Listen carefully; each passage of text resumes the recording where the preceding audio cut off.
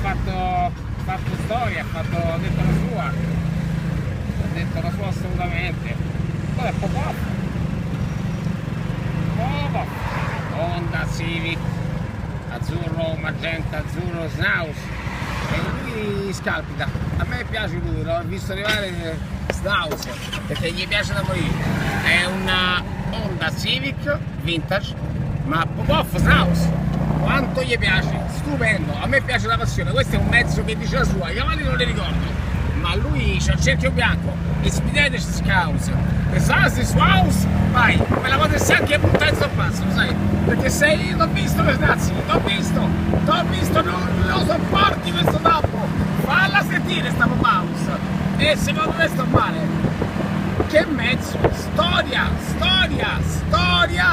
erano gli anni,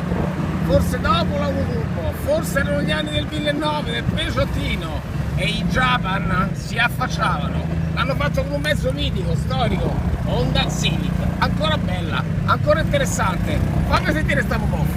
Mamma mia che tappo, se sta a sentire male, la vuole fare scalpitare, è arrivato con una scalata importante prima. Sono i mezzi che hanno cambiato il mondo dell'auto, sono quelli che hanno tirato fuori la cavalleria, che hanno portato nella classe media, dove regnava la Golf GT, dei competitor, perché ecco, vai, mannaggia, ce la fai più, te stai a sentire male. Questo si mette a 500 metri, fa 0-100 in 0, lui gliela fa più, perché la passione è razionale, perché il sabato è fatto per usare le proprie passioni, non importa che costi 100.000, 20.000, 80.000, ognuno è il proprio, ognuno è il suo, ognuno dedica ad ogni settore quello che può e quello che vuole, l'importante è quanto cuore ci metti, perché se non c'è il cuore non puoi morire di infarto. E secondo me sto male, io mi sto a sentire male per lui, scalpita, snazzica, è un po' set inside, nel senso che non è frustration, proprio vuole strada, datevi strada, a sinistra, datevi strada, tu,